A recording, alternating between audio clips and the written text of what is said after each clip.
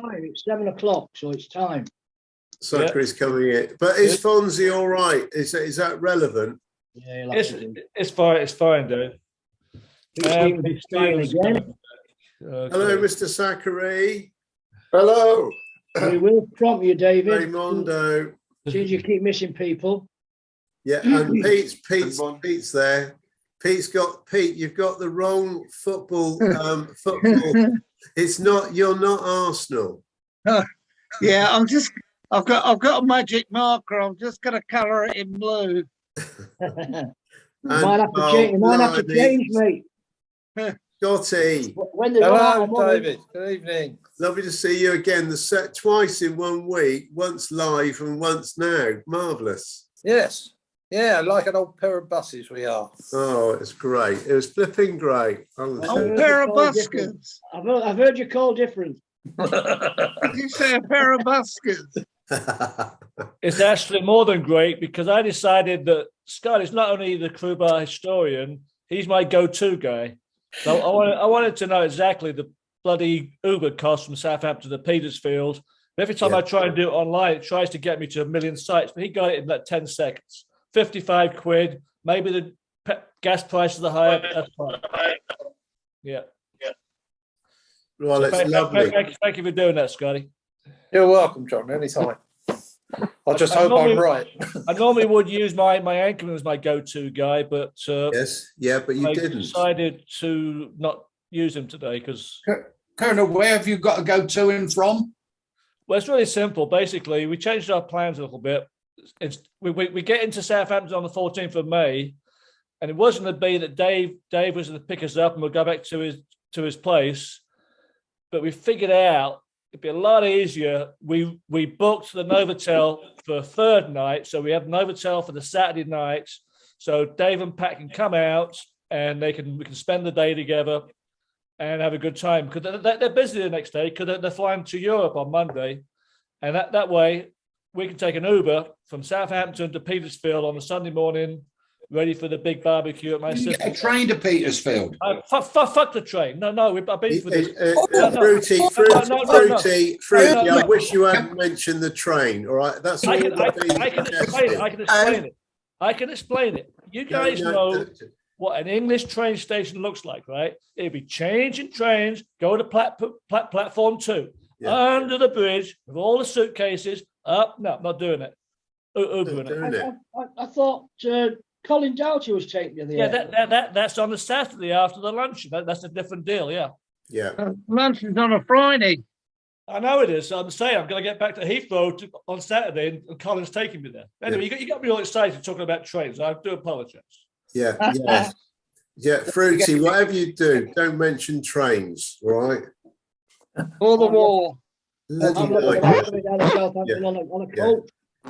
Anyway, nice to see. We said hello, and Ray, good to see you again. Yes, I'm sorry. Apologies to everyone for missing last week's. No, it was fine. We luckily none of us missed you. It was fine. Not compulsory, Sachs. It's not compulsory. You don't have to be here. Don't have. Yeah, but I was looking forward to it. You won't get a login if you don't turn 2. No. I was looking forward to it, but I'm helping. I've got my mother-in-law's partner is 80, and he's still very active, and he's building a lean-to onto his workshop, and so he needs help. We need somebody to keep him on the straight and narrow. Unfortunately, it's already half built, so it's not straight and narrow. It wasn't very straight, not very narrow. No. Marvellous. And Blackpool Bob, good to see you. Yet another good result. They're just rolling in week after week.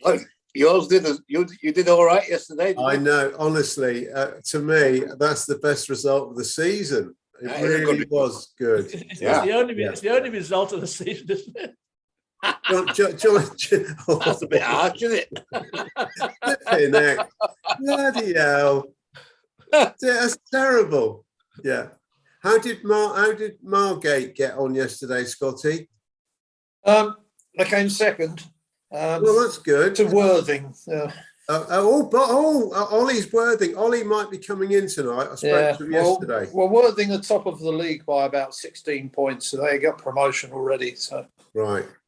we did beat them at home, but we lost away. So Well done. Hilda, you've just come in time to discuss all about football. You've just come in time. Oh, that's nice. Yeah. Between We want all the input from you, Hilda and Ray, because we know you love it so much. Well, that's the end of that conversation. Oh, great. Really Bath. I remember seeing something about Leicester. That's all I've managed to take in so far. Well done. And Salty Sea Dog Dave, nice to see you. Good evening. Good evening. Yeah. Evening, David. Good evening. How are you all? Yeah, Very good. We're all good. We're all good. Thanks. Yeah, nice to see you again. Thanks. Very much. Oh, Very it's good. Salty Sea Dog. Yeah. Hi, John. Hello, David. David. I called him Dave on the messenger and I got bollocked, so it's okay. Yeah, I prefer David. Yeah, yeah. Yeah, still good. I like anything, David. It's lovely. As long as anyone speaks to you, is that right? Exactly. Yeah. Exactly. Thank you for that. I was only ever called David by my mother when I was in the shit. Yeah. Yeah, I know the feeling. Yeah. That was quite often, actually. Yeah. So Pete, sorry. Yep. Well, obviously, Pete, just out of interest, why have you got Arsenal up behind you today and not your usual? Oh, is this all to do with politically or something? Is it or What? Why? What should be up there? Well, I don't. Well, of course, you're Chelsea. Who? Oh, they were years ago. He's abandoned them, mate. He's abandoned They them. were years ago. Oh, but Nothing bloody to hell! do with From it. you to go to Chelsea from Chelsea to Arsenal, then you've taken it very, very seriously. No, we had a technical glitch a minute ago, and I'm taking it down. Actually, he wants Millwall to get in the Premiership. Well, Fulham were there. Oh, by the way, Bob, Yeah, but you played Fulham in London, haven't you? Yes. Yeah, I nearly had. Yeah, we got a result there. Yeah, I know. I nearly had some tickets. What happened? The chief press officer at Fulham offered me tickets for the Blackpool game. Oh, right.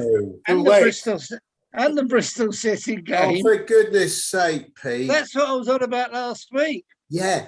When we finished. The But only I trouble thought- is, him being the press officer, you would have thought he would have known that they've already played Bristol City and Fulham No. and Blackpool in London. It was about a month ago we played. Yeah.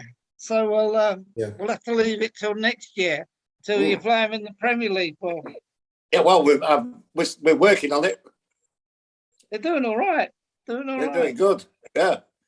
You know, We we won't go into Yeah. the football there too much, but it was an eight goal thriller, Pete, when Bristol City went to Fulham. Sadly, it was 6-2 to Fulham. But anyway, right. So that's good. No, Hilda, is that your stethoscope hanging around your neck? Because you all look ready for an operation. Oh, all the better to see you with, my dear. Hey, Hilda, funnily enough, on the telly this week, there was music. I don't know if it was on an advert or a program, but it was the music was. Oh, I know. Well, no, I don't. No, I can't remember. You can ring my bell. Oh, yeah. Bell. Yeah, and it just reminded us of that great cruise show. You remember that, Zachary? Yeah, and Cindy made the costume for me. Yeah. And it was I got the prop in Puerto Rico. It was a carnival prop, which was a couple of boobs and the big fat belly. Yeah. And Cindy made the cloak that went round me. Mm-hmm. And of course, when I came down to the front of the audience, I think it was Terry Russell was the chief officer then. And Yeah. right in front of him, and nobody knew what was under the cloak until I opened it out, and out popped these tits in front of Terry Russell.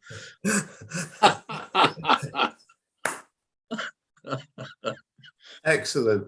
And I'm glad you just mentioned those They tits. didn't know. just They as didn't know it was that- me. They didn't know it was me because I had like a Marilyn Monroe mask on as well, so I was Oh, that's completely, right.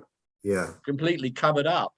And I don't know whether, other than people that were involved in it, really knew it was me. It didn't know who'd done that. Yeah. But I didn't tell anybody. That was it was a great moment. Great moment. Yeah. So we've got Donut just arriving, and it looks like he's just done a belly flop in Porta Vialta. He'll be surfacing very shortly. Okay. So no, David, question for you. With your what ship was the team photo on taken behind you? That specific princess, I think. No, an island princess. Island- Princess. Yes. Scarbar. And you can see Dave White next to me. Yeah. And then Who's the girl in the middle? Oh, yeah, That's Dave Heather. White, Dylan. Heather Yardley, I think. Gerald Dubois. Yeah, I remember Jack. Yeah. Lorraine Mulberry. Oh, Mhm. yes, Lorraine. Yeah, Terry Williams. And I'm struggling with his name a bit. It'll come to me later. Can't just think of it. Yeah. I remember was Dave that, White Dave? from Canberra days. It was Ada Bags there because he was baggage steward, I believe, or Oh, was baggage he? master, as they used to call them. And he I was known remember as- Gerard. I sailed with him on the Canberra when he was a JAP. Didn't Yeah. he come from Jersey? He did. That's right, Dave. And I think, was he on Oriana as well for a while? I remember him on I don't think I sailed with him on there. No. Canberra. Yeah, I remember him on Canberra. Yeah. I got a feeling he's the same era as Graham Billett, Morley, and possibly Alistair. Oh, brilliant. Yeah. Well, the early days, that would have been 74, 75 when they first joined. I think it was 70 when I was on there when he was there. Yeah, no, well, that picture I think was 75 Right. on Island Princess. I think it was 75. Yeah. I got Well, a cheers, quick- David. I got a quick Thanks for question. that. Quick question for Hilda. Sorry, Dave. So, John, we've got millions of photographs of "This Is Your Life," but I've never seen one where you were a pair of bare tits. If you've got that, can you send it to me?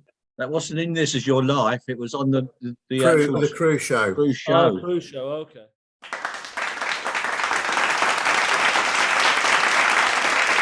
Yeah. Yeah. I don't know whether you actually videoed that, did you? No, don't think you I did. might. No. Okay. I think the only bits you got was what we did for This Is Your Life. Mhm. Yeah. That's all we got. That's all we got. Yeah, Okay. no, So that was on the come cruise across show. The boobies in you. That'd be good stuff for the world to see. It would have been actually, yeah. Yeah. There might be. I might have a photograph somewhere, or there might be a Yeah, that's photograph what we need, somewhere, that's but what we need. I'm not Oh. sure. I'd have to have a hunt through. I don't know whether I've still Sorry. got anything like that. I'll have a look through. Zachary, Yeah. you might have a picture of that particular cruise show. I think I might very well have. If it was one of the earlier ones, I think I probably do. I've been going through my album. I'm not really sure which ones to send, but I don't actually have it with me at the moment. But I'll send some pictures through, and then you can decide. I don't know whether I have a particular one of you with that outfit in, but I have lots of photos of cruise shows and different events and the parties, because we had lots of parties. Commodore James is coming in, please. Attention, everybody. And we'll say hello to Colin because we haven't had a chance to say hello to Colin. So Hi, hello, Colin. Colin. Hello, people. Everybody all right? Yeah, great. Good. Nice to see everybody. Mm-hmm. Yeah. So you have no Picture Island. It looks I like think it's done. the nice picture, Colin. It looks like it could have been Bugs Bunny with one ear up and one ear down. I'm not- Okay. Thank in you, a David. nice way. That's all right. And also, Colin, we'll just say hello to Stan. Can you hear us? Good evening, all. Evening, Captain Evening. Stan. Evening, Stan. How is everybody? We're all Thank very you. good. Yeah. All up and running. Still Yeah. there. Zachary, remember, Yeah. behave yourself, please. Right. I will. Yeah. I've got a good story about a Commodore. Oh, good. Commodore David Hanna. Oh, yes. Yeah, I knew David not well, of course, because when I first met him, I was a bellboy, and he was a captain then, and he went on to become Commodore. And when we were bellboys, we used to sneak up to the Beehive on the stern of the Sun Princess. There was a little video arcade there with a couple of video machines. It was Pac-Man and Space what's the other Invaders. one? The Space Invaders, yeah, Pac-Man and Space Invaders. And I was in there one night with one of the other bellboys playing Space Invaders, and I suddenly became aware that there was somebody leaning over my shoulder, and I looked around, and it was Captain Hanna. Yes, And I immediately stepped away, and he goes, "No, carry on." And so I carried on, but I was so flustered, I eventually lost the game. And then we left, and he was there to play Space Invaders. And after that, over many years, like years later, I was a bartender in the International Bar, and he would come down, and I would keep rolls of quarters there for him, and he would come down and give me $10 and take a roll of quarters and give me a wink, and that was when he was Commodore, and he would go down to the Beehive to play Space Invaders, and he had the high score. He was always known as Pac-Man. Oh, was very he? good. Oh, yes, yeah. David, he was the captain that dropped his radio. Oh, right. Yes. Yeah. Get that to Stan. Scotty and I, we met up during the week down at Barton-on-Sea. And we were just, obviously we had a nice little bite to eat, thanks to you, Scotty. And within the conversation, he was talking about Captain Hanna, or obviously the Commodore, and about when they did the boat parties in Mexico, going ashore for setting up the refreshments for the passengers. And Scotty, say what you did. We were on our way to the first shore to take all the equipment over, and the captain was sitting on the side of the boat, the lifeboat, and he dropped his radio, and the first thing he did was straight over the side after it, fully dressed, straight over. He got the radio and got back in the boat again. Yeah, otherwise it'd have still be there at the bottom of the sea somewhere. Does anyone remember when Sammy Bradford fell off the pontoon when they went on the boat taking the stuff ashore? I don't remember that, but I've enjoyed it. I would have enjoyed it had I seen it. I think you and many others. I can remember Jock Lefevre buying us fish and chips on shore party in Bay of Islands, I think it was. Me and Gizzy. Yeah.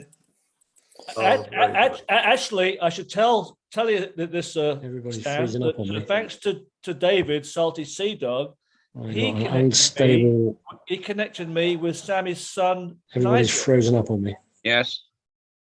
Yeah, so I wanted him to say hi to his mother, because his mother Pat, she knows me and Cindy from a special day we had together up in Alaska. So yeah. I didn't realize I was in such esteemed company, because what you were saying about Sammy falling off the pontoon, I'm assuming that was at Palm Island. And I walked off the pier at Palm Island accidentally and really hurt myself. And Mother rescued me.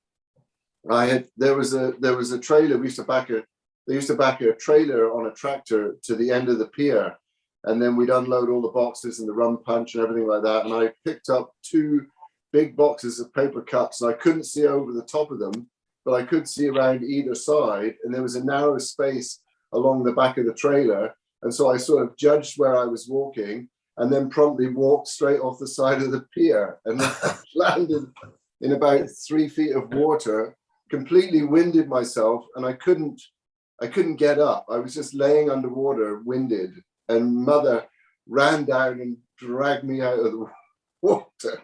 Fortunately, she didn't have to give me the kiss of life. Not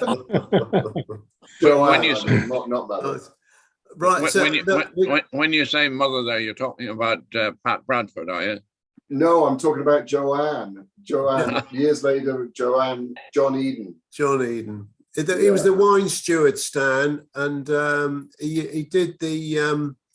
He was the Queen Mother, wasn't it? He was the Queen on the Christmas. He did Hello Dolly in the This Is Your Life. Yes. Indeed, yes. Yeah. Well, look, another hello to Taffy and to Ollie. Nice to see both of you boys. Evening all. Evening all. Cheers, Taffy, and Ollie as well. Ollie, you got windswept when I spoke to you the other day on the pier at Worthing. Yeah, it blew my hair off. I can see that. Yes. Whoa. Yeah, Ollie. That's a bit harsh, Ollie, isn't it? Yes. Whoa. It saves me paying for it again, doesn't it, for the end until next year? I'm impressed. Great stuff. And Taffy, you're feeling well. You should be very proud of yourself from the rugby. Well, it was a great weekend of rugby. I must admit, I've had a fabulous weekend. And Cardiff were down in Cardiff. Were playing a South African team this afternoon. So it's been rugby all weekend for me. But I just can't wait for next weekend. Yes. Oh, do you know, I'm even thinking about going out and buying an English shirt. Yeah. Yes. I'm on the English next weekend because wouldn't that be interesting then? Oh, you know. Personally speaking, as an Irishman, I'd love to see England win. Yeah. Well, that's why I'm behind them as well. Well, Stan, we wanted to give you a chance yesterday, so we thought give it just under 2 minutes, and we'll drop down by 1 player, and it seems to help. But it was a good game. It was a bit of an eye opener, though. Yeah. So, but there we are. If you break the rules, you pay the price. Absolutely. Yeah. Well, if I can come in briefly on that, Stan. It's because I'm seeing rugby from the lower levels, that's even 10, 11, 12-year-olds right up to the senior team. They are deliberately trying to make the game safer. And that's good. And if you go back to the 70s, when the most exciting rugby was ever played, if you ever look at a match played in the 70s and early 80s, you'll understand why. Because the smaller players tackled the bigger players around the legs. That's right. So the game was, there was all sorts of gaps everywhere. And that's why it was such an exciting game and balanced game. The last 15 years, it's all gone too much power, physical. It's too dangerous. Yes, I do agree. When you look at people like Genge, although he plays very well, but I mean, it's brute force, isn't it?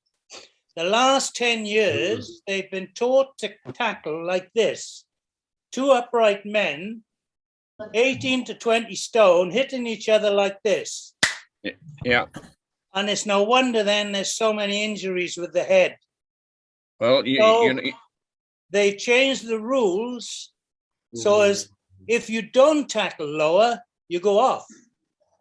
So it's going to take a couple of years, but when it does, it'll be a better game. It's very good, actually. We have a rugby player in the family. He's 8 years old and plays for his school team. And you know, that's where you'll see used to see the best rugby in the world was the good school teams. Because they weren't overdeveloped. They weren't enormous. I was watching one on YouTube the other day, the Leinster Senior Schools Cup, and it was a fantastic game. But it was clean. Yeah. Stan, talking about sports, I've just had a message through from Gizzy. He's a very ardent Leicester City supporter. He sees them home and away, and he's on his way back from the Arsenal game, and he's just apologised to say that he won't be back in time to meet up with us on the Crew Bar tonight. But he was thinking of all of us, and just wanted to send that message through. What was the score, David? I only saw half time when they were losing 1-0 then. 2-0 the finish. 2-0. Right. Okay. I watched every single game, so just ask me, I'll tell you. Yeah, all right, Johnny. No favours, David. Did us no favours, Leicester. Steve's not happy. Yeah, they weren't not happy, Steve. Eh? So anyway, going back to last night. Zachary. Yes. Yes. You were mentioning about we saw it last week with your whale watching and that on the kayak. When you go, you still go fishing every week, do you, with your brother-in-law? Is it or it is your brother-in-law, isn't it? No. Well, my no. I go fishing. No on my to the own fishing, or in a no to the kayak. brother-in-law. I go fishing on my own in the kayak. Oh, but what do you do on a Thursday, Friday, or something? You help do something with fishing or something.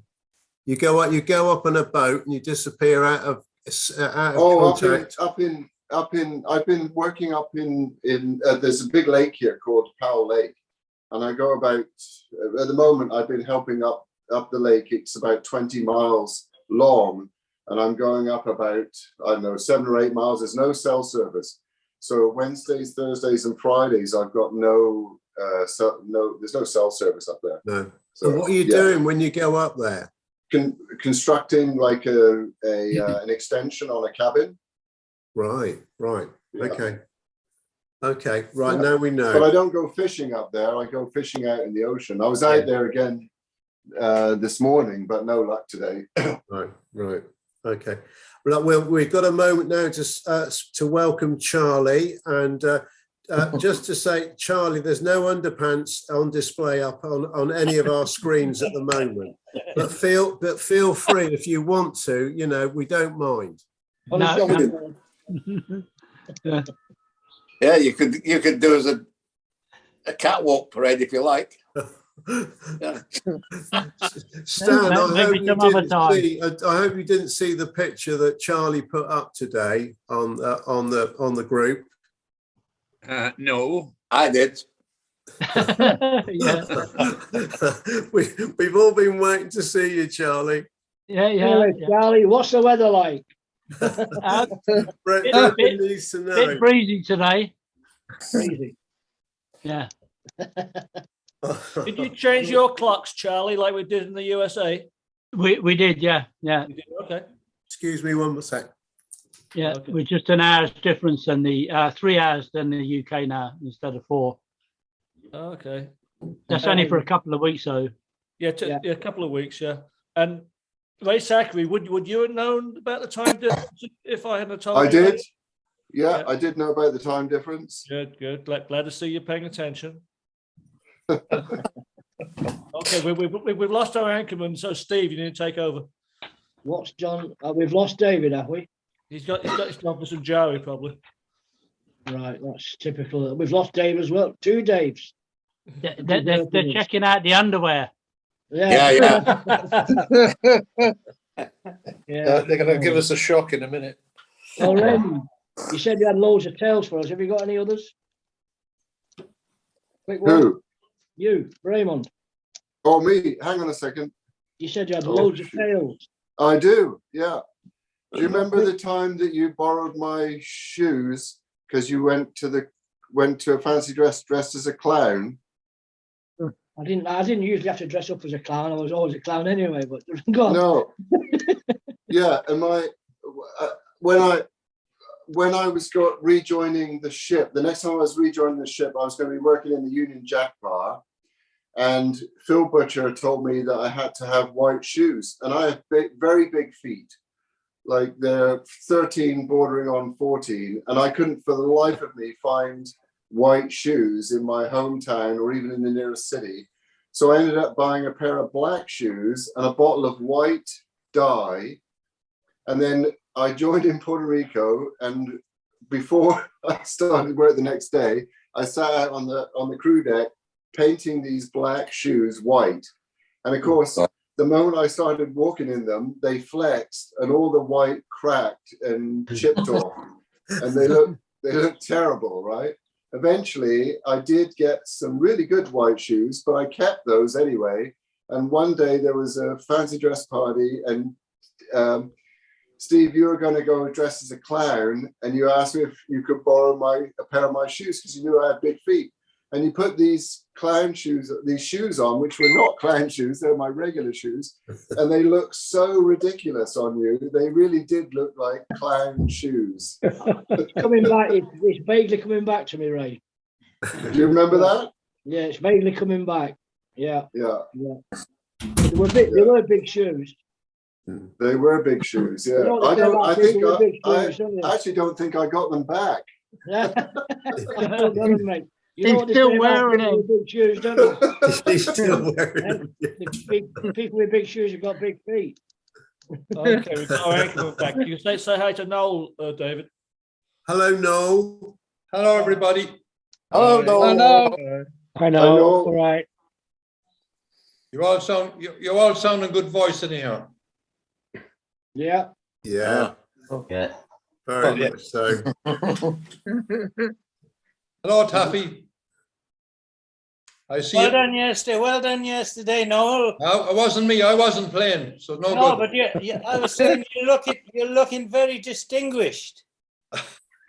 You look very distinguished now with that nice white hair all over you.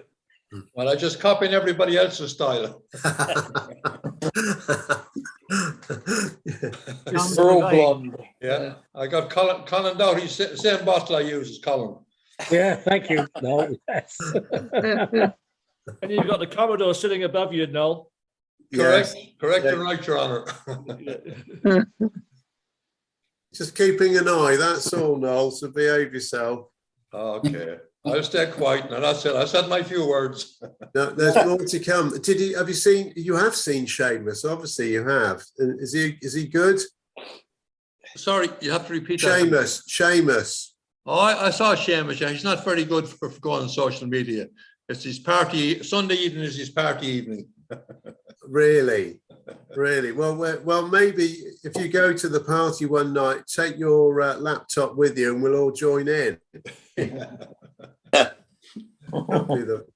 Definitely. So, Charlie, in Bermuda, with obviously the weather is not what you were hoping for, but as far as the clock's changing, do you say it's only 3 hours now? 3 hours difference in the UK, yes.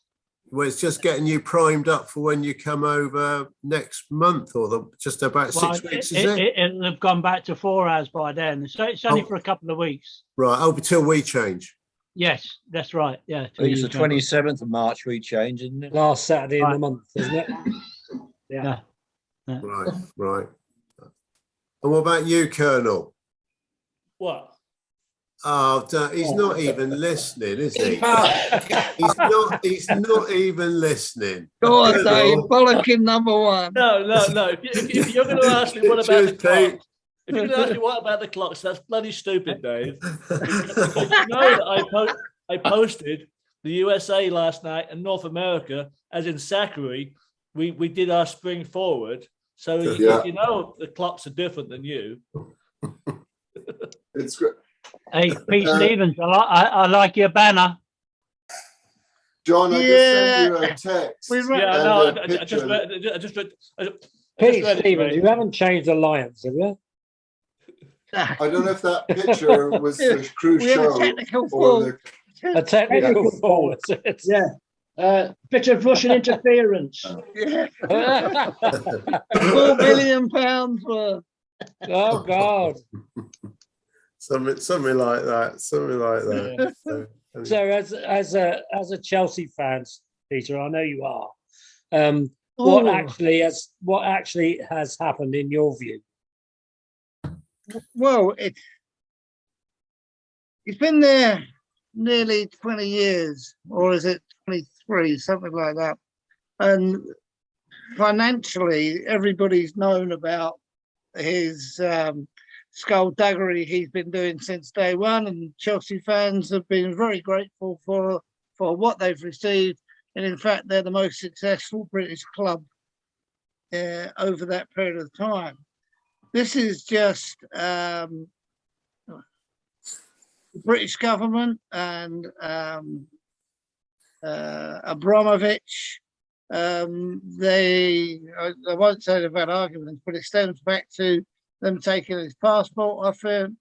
And I think it's a no-win situation. Chelsea will sell the club. That's definite. Right, provided we don't get into World War III. Well, they'll get Abramovich to buy World War III. He's got so much money that he can sort that out, no problem at all. No, the fans are quite philosophical about it. They realise it's come to an end. Yeah. You know, unless there's an amazing turnaround by the British government, which will not happen. I think Candy's the man, isn't he? There's a couple of people. There's one Australian. I don't know if Stevie Watts isn't in, is he? If he can give us a name for that one, but there's a Canadian. There's a couple of Americans. All names that have been brandished about around the club the last 3 or 4 days. It's quite strange. There's one or two little fractions that have come to light, which might make it all a bit difficult, like the Chelsea pitch owners. They actually could play a major part in this because they loaned a certain amount of money off Abramovich, which apparently he doesn't want any of this money paid back. And if they can persuade his cronies that that could be part of his legacy, well, then they could become a major factor in the running of the club. And they're just fans. There's 2 of them that sit on the board. So they could play a big role in any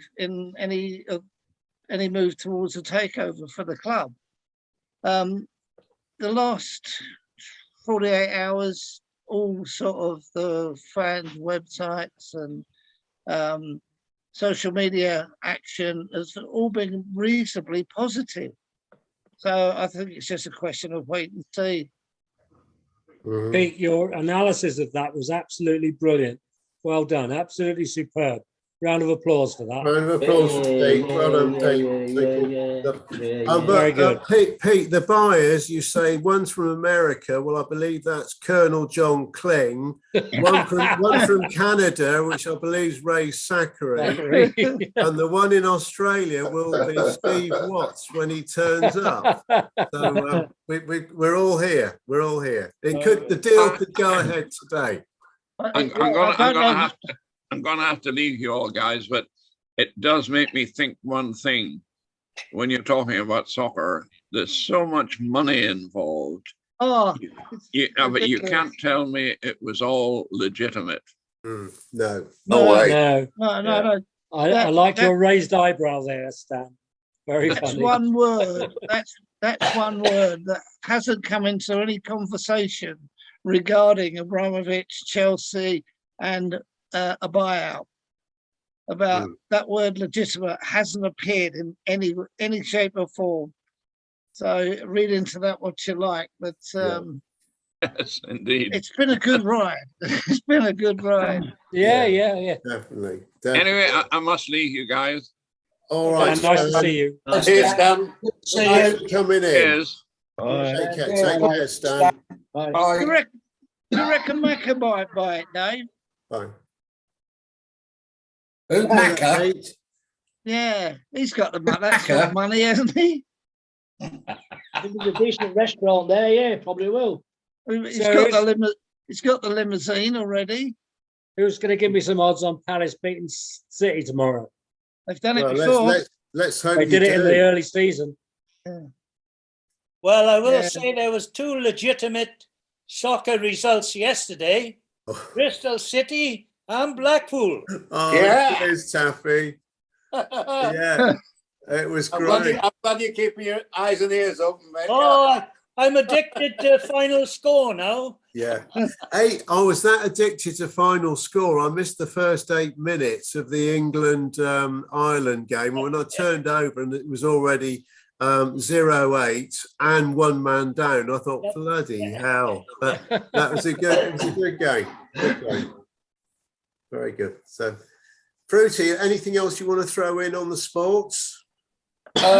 Well, I don't know because I haven't seen any netball scores today. unless of course Hilda knows any. No, I'm only interested in blow football. Oh. Which team do you blow? Not telling you, you might interfere. that blows. Oh, Fruity, he blows hot and cold. Hey, I was up in the roof, sorting out things up, and I found this box, opened out, and it was the old Subbuteo. The Subbuteo. Do you remember that? God. Yeah. Oh yeah. Flipping heck. Yes. Yeah. We used to play at school for the tournaments. That's an antique now, Dave, isn't it? I should think it's got to be. Yeah. You could get it on the Antiques Roadshow, though. I was going to say. I could tell Colin Downey something. Colin, I've lost connection again. My stepbrother, you're shaking up and down. My stepbrother, David Owens, who played for Crawley Football Club, he tried out for Crystal Palace. But I used to beat the arse off him in Subbuteo, and it really used to piss him off. I'll let you know, Margate supplied Crystal Palace with 2 centre forwards, Freddie Ladapo and Kwasi Appiah. I've lost you, always gone again. I believe you've got a film crew in Margate at the moment. Yeah, we have. Yeah. Sam Mendes and what's her name? Olivia Coleman. Yeah. There was all fake snow in front of Dreamland the other day. Really? What's it for, Hilda? It's a film. They're doing a film there called Empire. I think it's called Empire. Empire of the Light. Something like that, yeah. And the old Dreamland that was there has been converted or made to look like an 80s cinema. Okay, got it. Yeah. Talking about games, sorry. When I joined the Sun Princess first time, I wasn't sure what way the system ran out there. And the first bar I was assigned to was the Starlight Room. And I walked up there and Aggie was working with me. And I walked in, I never saw a cocktail shaker before. And Aggie says, "It's all yours now, dear. I'm off to play Yahtzee." And he just left me. No, is your last name Hogan? Correct. Oh, I think I have a picture of you as a wanted PRS. I'll poster. have to send it after the call. Thank you. Yeah. Yeah, it depends what the picture is of. What was he doing? What color was my hair, Ray? Black. Yeah, that's right, yeah. Black and curly. Yeah, that's right, yeah. I thought you were saying That was Tinker's hand. Yeah, I just seen Tinker walk past. And I think you still had a moustache. Yeah, and I still have it. It won't go away. Yeah. Right. Last week, Colin, you told a story about Dave's giant sunglasses. Yes. And it was a pity I wasn't on the call because I have a story about Dave's giant sunglasses, but it's a bit sensitive and he might kill me. So the Colonel, you may have to edit this one out afterwards. Because we were having a party in my cabin one day and the Harrys were there. I know this gag. Do you know Go on, it? carry on. Sorry. Have you told it? Has it been told before? No, I don't think so. Well, I'll try to keep. So anyway, Dave, it was always doing practical jokes and things like this, and he disappears, and he comes back a few minutes later, and he was wearing his giant sunglasses, but he's wearing them a lot lower down than you normally wear a pair of giant sunglasses. And Louis, who's no longer with us, I know that, Louis was in the cabin, and Dave said to Louis, "Louis, will you blow my nose?" And for the record, Dave has a very big nose. I'm quite happy with that. Have you ever played blow football, Dave? Oh, dear, That's oh, why he dear. was so good at it, John. I'm going to leave that in, Ray. I'm leaving it in. And funnily enough, Zachary, I have got that photograph.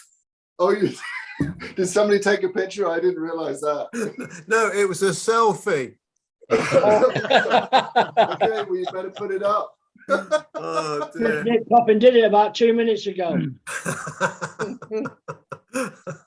It certainly was a different age, wasn't it? It was a different age. Oh, Yeah. definitely. If you were Yeah, you talking couldn't do that today. if you were talking to 40-year-olds or 45 or 30-year-olds today, they would be absolutely disgusted. But it was a different age then. Yeah. Ray, I have to Yes. say something to you, Ray. I remember your first night in the crew bar. Oh, and really? You couldn't remember Noel. Well, of course, Noel's changed a bit since the last time you saw him. But I always, being Welsh, you won't take this as an insult. No. But I always used to call him the Irish Fijian because his hair was hair was so big. Yeah. And he was such a big, tall, rangy guy with massive Yeah. hands. So that's what I used to call him, the Irish Fijian. Yeah. I've definitely got a picture. I don't think I've got it here, but I've definitely got a picture of you. Yeah. No offense, Noel. That's an honor, Taffy, for you to think like that, because I loved Fiji. I even got a few big LPs. I still have got LPs of the band of the Fiji Police, which are fantastic. They're playing the quayside at Suva. Remember all that? Yes. Yeah. Mm-hmm. Mm-hmm. Yeah. So I had to fly home from Los Angeles when I was on Canberra because my father was very ill. And when we arrived, I was called to the purser's cabin and told he was very ill and that I ought to fly home. And the company had me on the flight by 4, or had me at the airport by 4 o'clock that afternoon in Los Angeles. And who should be there was the Fijian band. And yeah, but they before we boarded, they also got their instruments out and started playing. I forget what it was now. It was one of the tunes they used to play when we was leaving the. The Isolé. Yeah, I think it was. And then on the flight, one of the cabin staff, females, thanked them for doing it. Was coming near to Heathrow then, and they said, "We've had 1 or 2 requests. Do you think you could play up and do it again for us before we land?" Which is what they did. And for me, it was quite emotional because flying home under those circumstances, my father did pass away not only 9 days after I arrived home, in actual fact. But I should always remember them for that and for that reason. Yeah. But no, they were very, very good. I don't know what they were coming to the UK for. I think it might have been something to do with the Edinburgh Festival or something. But it was something like that, I think. But, yeah, But as soon as you mention them, that always comes back to mind. Miss Heggie, she had an affiliation with the Tonga police band. What did she do with the Tongan band? She had an affiliation with them. Well, he might be in next week or the week after because he's spending some time with Angelo. I know, Yeah. I know. That'll be great. I think they used to visit his cabin occasionally when we were in Nuku'alofa. Yeah, yeah.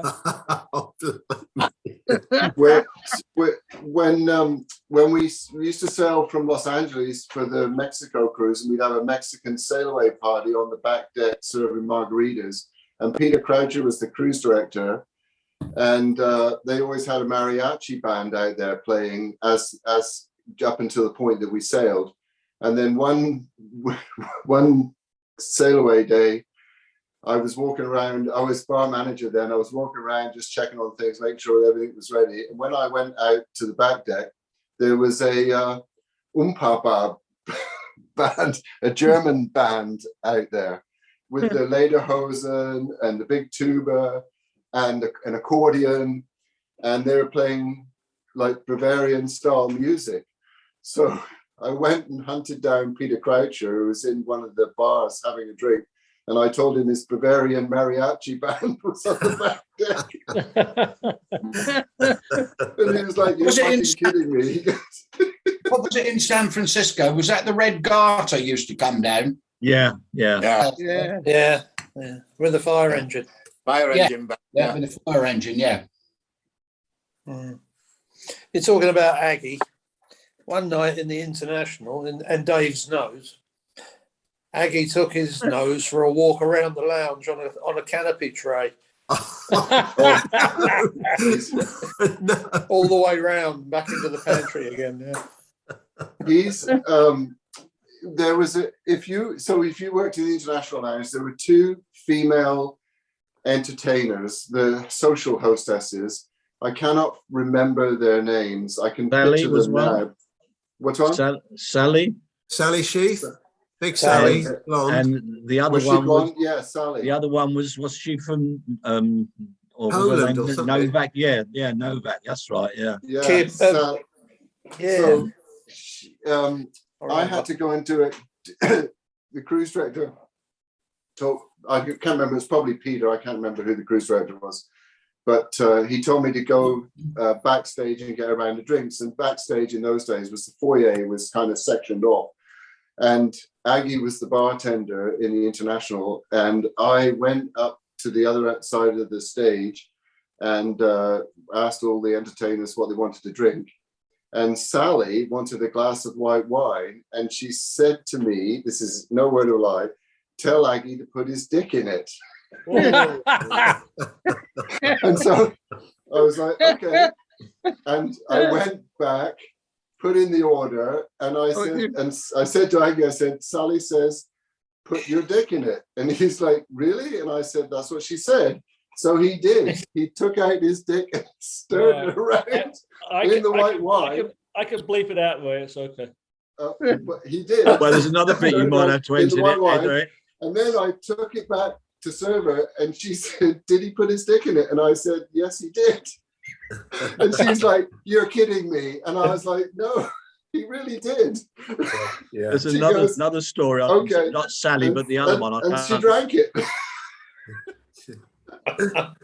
think of her name. Hilda. I flew home with her and she sued me.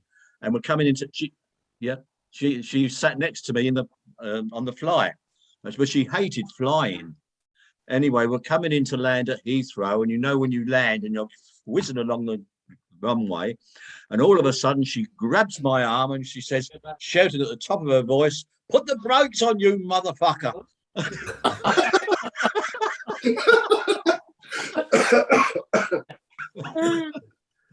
That was the other one. What was her name? I can't think of her name now. Novak. She worked in the shop, I think, or something before she became hostess. Did she? Yeah. But her and Sally were lethal. They were. I remember you can't tell on here. just by pure chance, I was in Waterloo Station and I bumped into Sally Sheath. Oh, I really? saw her in Waterloo Station. That's unbelievable. Yeah. But talking What, about recently? Sally Sheath, surprisingly meeting up. Bless JR and Lindsay. Lindsay was doing, after they'd been on the ships, Lindsay was doing a New Year's Eve bash down in Bristol. And I was up at my mum's, and they said, look, come and meet us up at the hotel where this show's going to take place, So we went up to the hotel in Bristol, and we went into the foyer, met up with JR and Lindsay, who were staying there overnight, and they said, "Look, let's go on in." And Lindsay then has to go on stage, and she's singing and everything else with the band. It's a little bit like Jack Duff, but it was a little bit bigger, a few more in the band.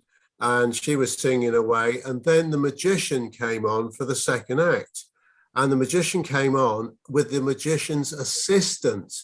And the magician's assistant was Sally Sheath. And we couldn't believe it. We thought, bloody hell. And of course, after she'd done the show, she came back out with us, and we met up. But yeah, so she's done a few different things. Gets around a bit. That Lindsay, the singer, she wasn't the one in Mark Stevens. That's right. Yes, that's right. Yeah, she's still singing apparently. I got a text from Mark Stevens not so long ago, and he's in Naples in Florida. Really? Yeah, he's working there somehow. Well, he was. John, and her real name is Avril, by the way. Does everybody know that? Yeah, well, I did, but maybe others didn't. Not everybody knows that. Her real name is Avril. Oh, was it? Yeah. Yeah, okay. We are in contact all the time. I talk to her on Facebook. We send Christmas cards every year to her and John. But if you speak to her again, ask her if she remembers that instance, because she hated flying. Oh no, that wasn't Lindsay. Oh, No, sorry. No. Oh, sorry, Sorry. I'm getting mixed up. Sorry, here. John. Wrong, Yeah. wrong person there, mate. Lindsay was the one that we used to get up on the stage with on the Canberra in the Benito Club.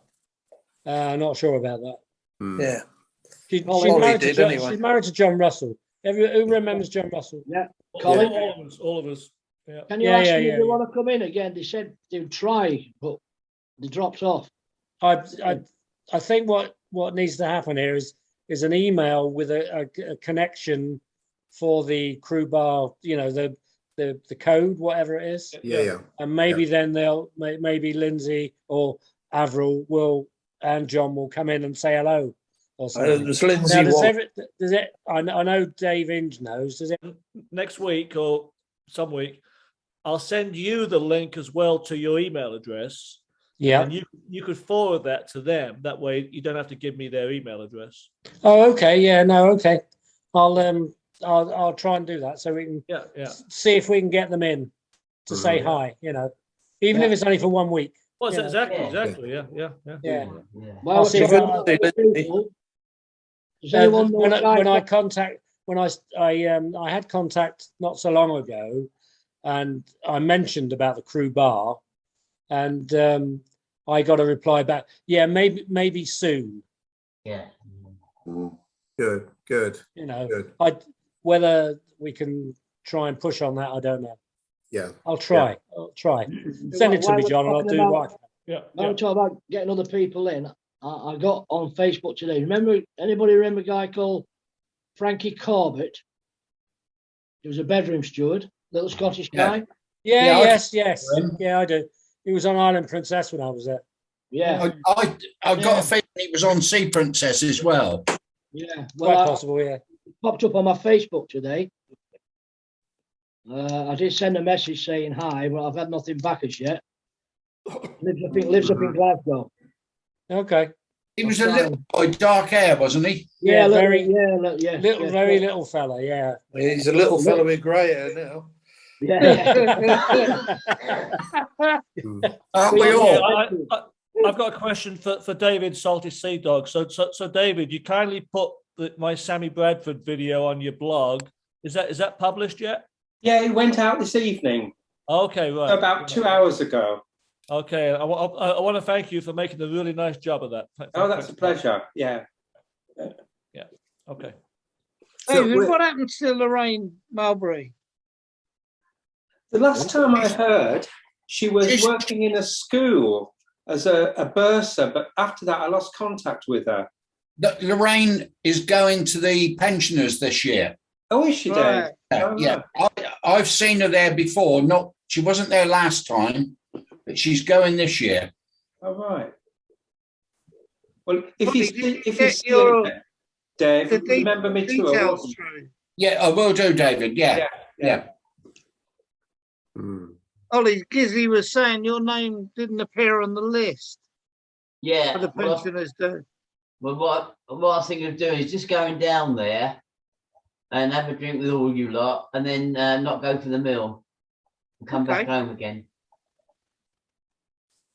What, you're going to go outside? Because Taffy was outside last year, weren't you, Taffy? Yes, I'll be. doing And the same Bobo, wouldn't he? this year. Yeah, Yeah. Bobo met us at the Juniper Berry. Yeah, Like- That's right, yeah. Was he not at the meal? No. No. Ollie was. Yeah. Bob wasn't. If you remember, we went back to the Juniper Berry, and then you went off to get your flight to Glasgow. Oh, right. Yeah. Okay. Yeah. Yeah. You're not Can I going to be just, there, are you, Dave? can I just speak to Noel very quickly? Noel, you got my message, I see, and I have replied to you. Yes. Now, Louise informs me we'll be in the south part of Donegal. Is that closer to you? Yeah, that'll be closer, yeah. How far is that? The more, you're still talking about 2.5, 3 hours. No, that's fine. That's okay. Yeah, yeah. No, that's not so bad. You're We'll just coming- get up early and set our way, and then we'll have to drive back later on in the day. That's all. Yeah, well, you're coming right down the Midlands, but you're whatever, you're coming through you're coming through Sligo, you're coming south right to the Midlands. That's lovely. Right. Okay. Now that sounds good. We've been to Ireland before, but we've been down to Cork and Union Hall, Galway. We did have a Love Island, beautiful place. So we look forward to seeing you, Noel. You're probably more pleased than I was. We'll have a good chat. Yeah, looking forward to it. Isn't that always the way? Noel, how far are you away from Sligo? I'm about hour and a half, 2 hours from Sligo. Oh, right. Okay. Because my dad came from Enniskillen. Oh, yeah. And when we went over a few years ago, we went down to Sligo. We went down Loch Earn, down to Sligo one way, and then came back up the other way. Yeah. I might be coming over this year. Yeah. Well, yeah. We need all the British pounds we can over here. Yes, that's all right. See if we can drop a few off for you. Oh, don't worry, I've got my Irish passport. Oh, you're okay. We'll let you through. No, I was just thinking, do you remember our mongoose? Oh, you'll have to refresh my memory. When we were in the crow's nest. Oh, yes. Yeah. We bought a stuffed mongoose Yeah. somewhere. Sorry, no, leave We used to put it on the floor where all the blood drops, all the crisps and the nuts. Yeah, that was your idea, Bob. Yeah. Yeah, right. Yeah. So that was the real reason Peggy collapsed on the floor, was it? Bob, I can't remember the old bartender's name who was in the crow's nest. It was Peter. The old boy. Oh, Williams. George. Williams? George, was it? Yeah, I can't remember his surname. It was George. Very camp. He used to say. Crow's nest on the Canberra. He said, I used to travel and steal and That's the dabble in one. wines or something like Yeah, that. yeah. Are you crow's nest on the Canberra? Yeah. Yes, that's right. There, Was yeah. it George Wilson? No. It was a Geordie. No. The old boy. Well, I'm calling him an old boy. But When I went on there, George Wilson, I think, was in the Century Bar with Barry Bennett. That's Basil. Oh, I remember Basil. Yeah, Basil Wilson. Yeah, sorry. Yeah, Basil Wilson. Basil, yeah, Basil, yeah, I remember Basil. But Yeah. didn't that, wasn't that George the one that went up to the head office and worked in the bar up there? Oh, yeah, he ran the Dixon. bar in the Dixon. Pando Club, didn't he? it was George. Dixon. Yes, George Dixon or That Dixon. was George Dixon. Yeah, George. that's right, yeah. George was from the northeast, like Sunderland, somewhere like that. I think John Teagle worked from up there, didn't he? There was Yeah. no John Teagle was when we were on there. John Teagle was in the cricketers. John. With Pete Elson. There Pete was Elson, another yeah. guy. There was another young lad in there who was from the south coast, Dorset. That's what's it called? That bloody bay. We used to call him Fruity. Not you, like Dave. Weymouth. No, there's a little bay down there somewhere. What's it bloody called? Not Lime Bay. No, I can't. I think know, of you it. like, I know you like your limes, so I was just thinking of Yeah, that. yeah. Christchurch. You remember, it was a young. It was only a young lad. He was potty, but we called him Fruity. He was a nut. He was a bit soft in the head. Fruit and nutcase, was he? Yeah.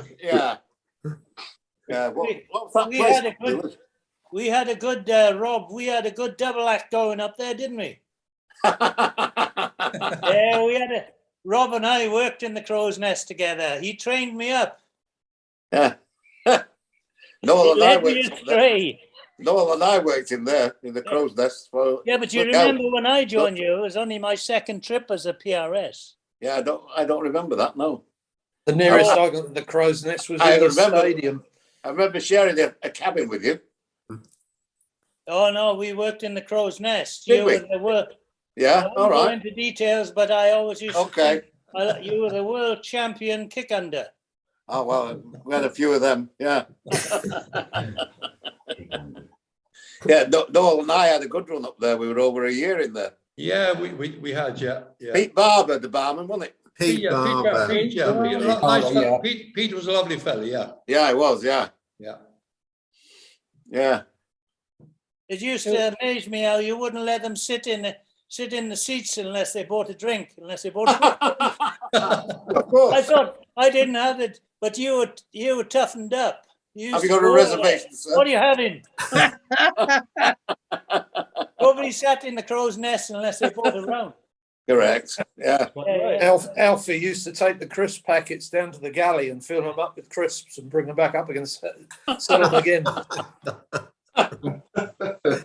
Now you tell us. Bless him. God bless him. Packet certain. It's all part of the service, sir.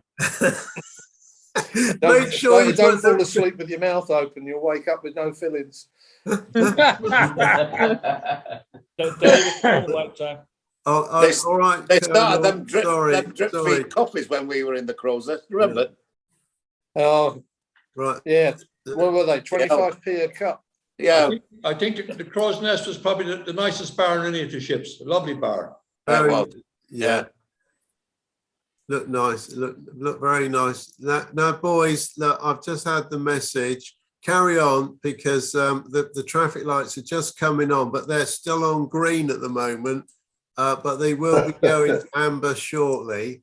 So to be aware. But obviously we have Fruity. Is that right? You've been in good communication with Oscar again this Yes. last week. Yeah, we got the final part of the Orient line following this tonight. And he's got a few more little things that he's going to try and do, not in that sort of mode, but so I'm hoping we're going to get something early next week. Brilliant. And he's back at work. He's back at the cathedral, not doing as many days a week, but he seems to be well on the way to recovery. Good. Excellent. Oh, good. Excellent. Good. That's good. That's good news. That's good news. Yeah, I'm pleased about that. Well done, Seth. So now, look, boys, we are going to come. It's going to be a sad moment, so we'll try and do this as painless as possible. If we can start waving, Colonel will put on that world famous music, which seems to come in every week. In a nice way, Colonel. So, right, everyone. Look, thanks to everybody from all over the world. Obviously, with you, Charlie, in Bermuda, and Zachary in Canada, and Taffy in Wales. I mean, how much further can we go? It's marvelous. Worthing. Colonel in Seattle. All right. So that's it. The rest of us, I think, are UK, aren't we? I think so. Yes, I think so. Yeah. Oh, Noel, obviously, You are with us, right? I'm in a faraway land called Swindon. But exactly, the land of Nod. The land of You Nod, go- yeah. Are you going to the game tomorrow, Colin? From being a moonraker, Colin. Yeah. Is that Yeah, is that sorry? the Moonrakers near Morden? Oh, yes, it is. Yeah, very close. Yeah. That's it's still going, you know. Yeah, They- yeah. That's been there. that's a pub. That it's quite, I've never been in there. It's a huge pub. On the They always roundabout. have entertainment. It's still open anyway. Still going. Lovely. All right. My Well, wife's no, there's uncle no lived in more Amberley, special close. place than here. This is the place to be. All right. The Moonraker is nice, but Colonel, look, I'm sorry, Colonel. It looks like we might have to close the bar very shortly. Is that right? Yeah. The red light's up, eh? So everybody start waving, and we'll see you next week. All We'll right. talk about Swindon another time. Cheers. Okay. Good night, boys. Bye. Bye. Bye. Lo mango voli meu bau batuka Tavolea ke balavu nabula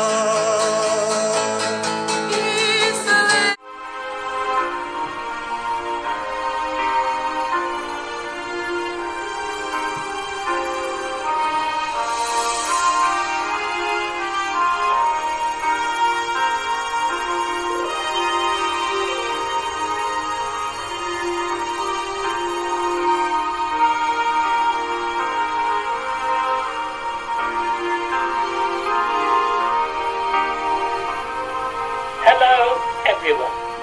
This is Oscar from Ollie's Pocket with Oscar Tales.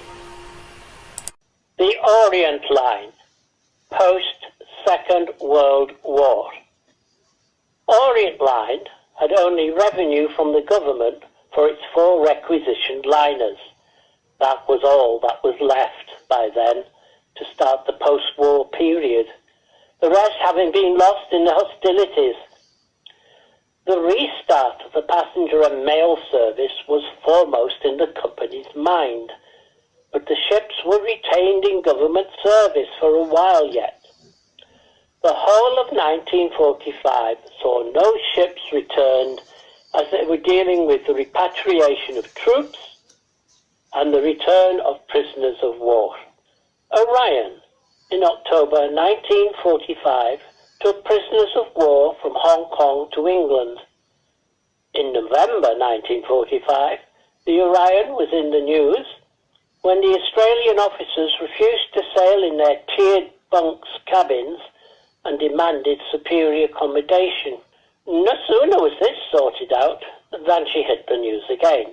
2 days later, when she arrived back in port, this time with engine problems. The Empire Orwell was a troop ship given by the government to Orient Line in 1945 and the only peacetime troop ship it ever operated, and continued to operate until 1957. It had previously belonged to the German East Africa Line and had been named Pretoria. In January 1946, Otranto took troops from India to England. In March 1946, Orontes had a smallpox outbreak and was quarantined on its return to England. April 1946 saw the first signs of ships being returned to the company. Orion was released to the Orient Line and then had to start a long refit. The yard chosen was Vickers Armstrong at Barrow-in-Furness. However, she required a colossal amount of work and was not returned as a liner ready for her next voyage until a year later. Ormond was released from government service in October 1946 and commenced her refit. However, the first voyage she undertook after refit was not until October 1947. She emerged from the shipyard in a very different class of ship. It was austerity class. She was to be an immigrant ship, and sailed under the Australian Assisted Passenger Scheme. What was to be called by many people 10-pound bombs. In this class, she carried 1,050 passengers. She had been in service since 1917 and was to go on until 1952 when she was scrapped. Other ships from other companies were engaged in this trade, including Ranchi and Chitral of P&O Lines. In February 1947, while in government service, Otranto hit the cargo ship Samrich, but the damage was not extensive and was soon repaired. In February 1947, with great rejoicing, the company managed to sail a vessel on the Australian mail and passenger service.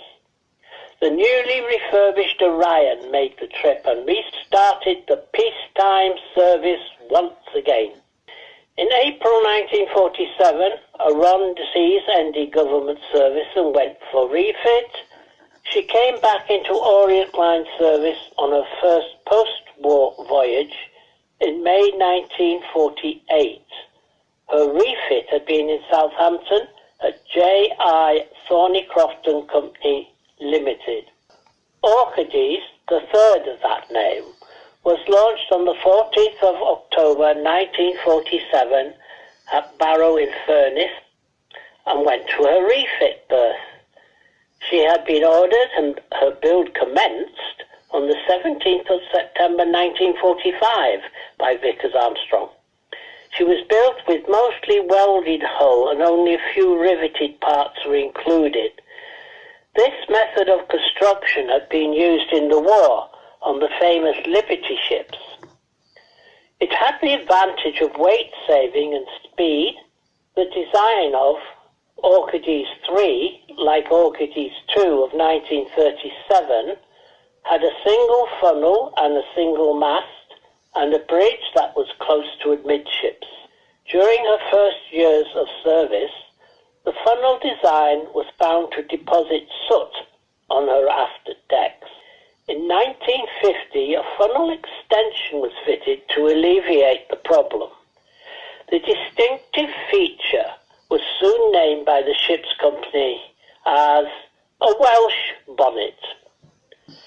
Parsons double reduction geared turbines powered her through the ocean using 2 screws.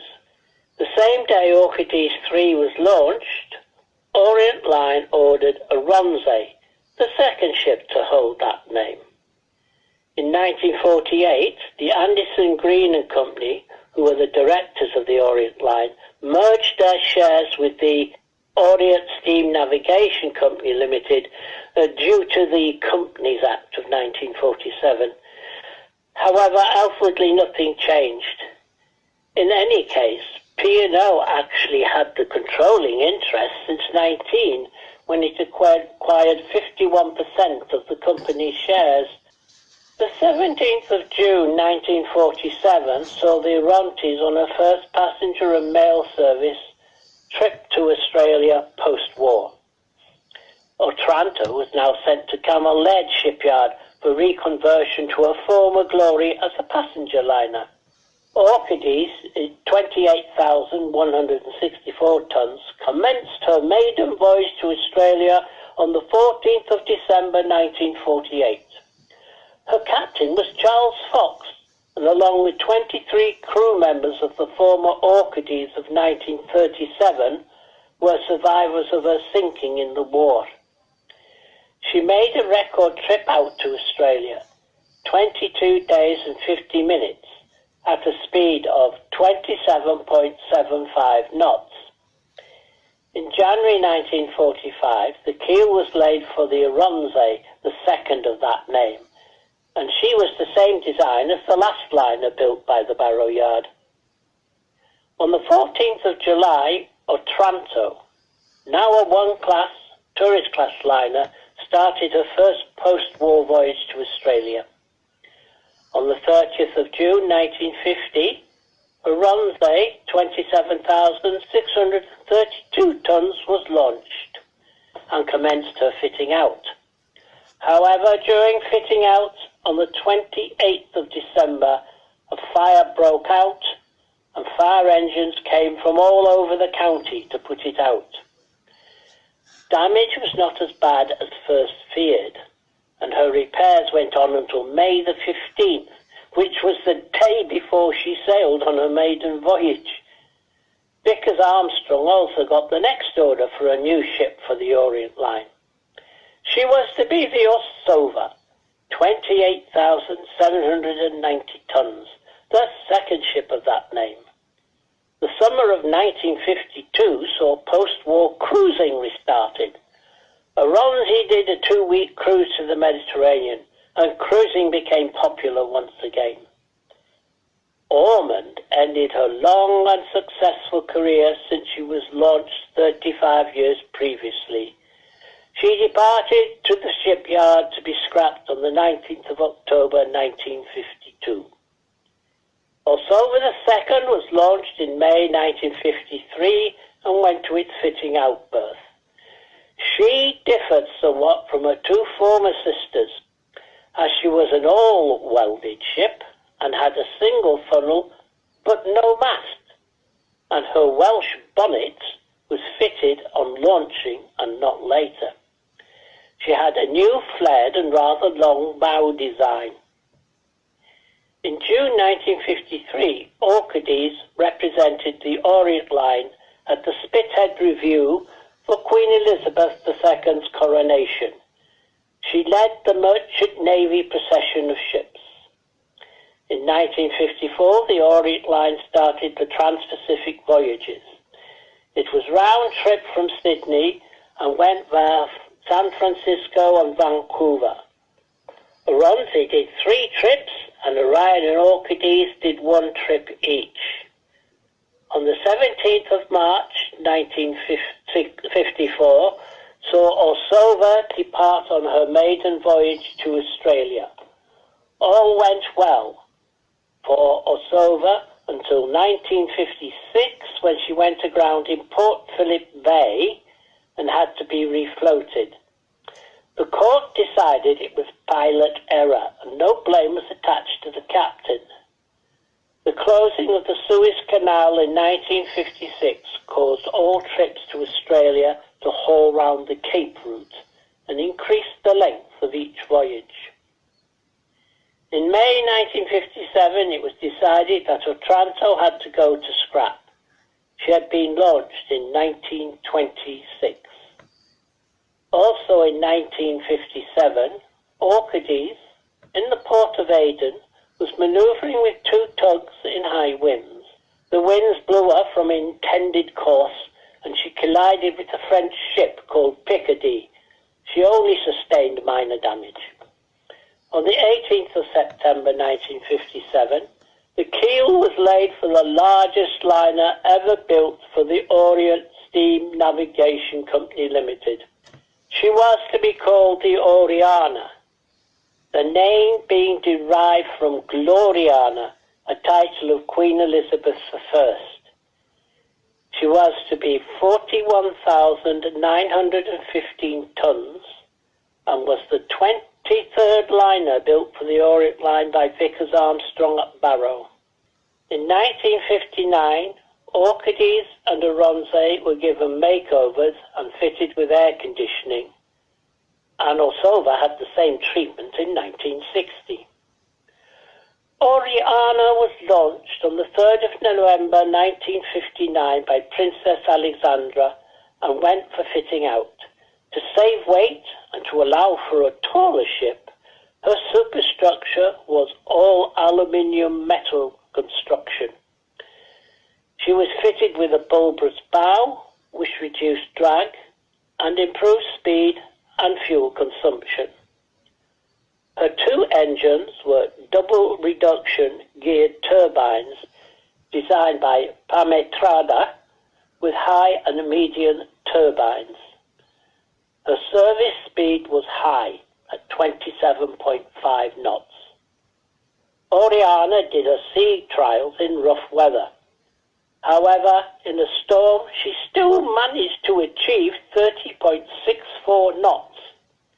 However, the damage in this gale saw a grand piano to bounce down a set of stairs, never to play again, and broke some sliding glass doors in the library and sundry other damage. November 1960 saw Oriana depart on a 5-day cruise to Lisbon as a shakedown voyage. Her maiden voyage was the 3rd of December 1960 as she left for Sydney, arriving on the 30th of December to be the first ship to dock at the brand new overseas passenger terminal at Circular Quay. She then departed for San Francisco. In 1961, P&O purchased the last of the Orient Line shares.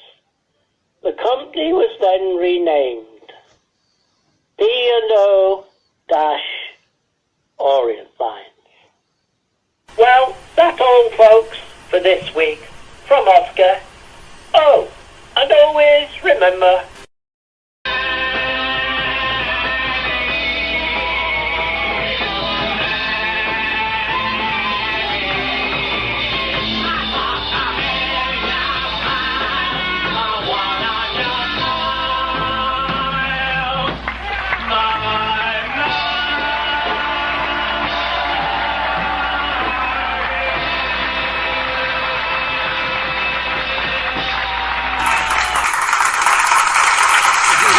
the trials off the Isle of Arran. Along a stretch of water known to seamen everywhere as the Measured Mile, the Orsova will be put through her paces before being handed over to the customer. If she successfully completes the rigorous tests, she'll be ready for her maiden voyage.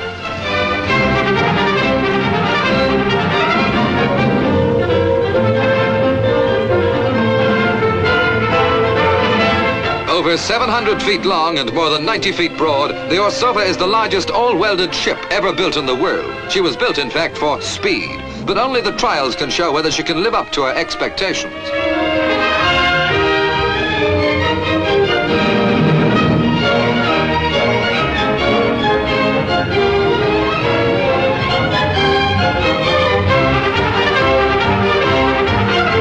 Are discussed by the officers. Soon they'll be near the start of the Measured Mile, and the order will be full speed ahead for the test.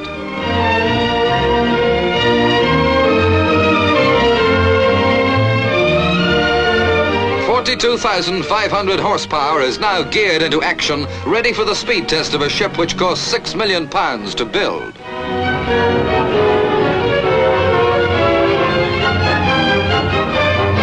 And the test is on. Full speed ahead, and the shafts swear as every ounce of the ship's colossal strength is brought into the great fight against time and the sea.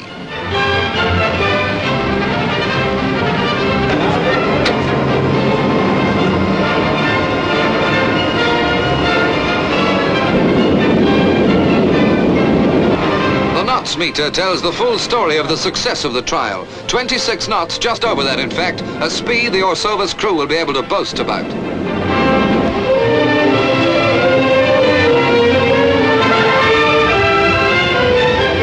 The captain and the officers are already feeling proud, but the trials are not over yet. The speed tests are only one of 4 different sets of trials that take 3 days to complete.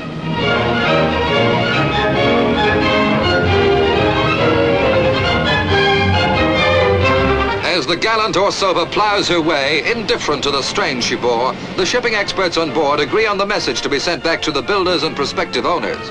In the terse language of the telegram, the Morse buzzer will tap out the story of the liner's achievement.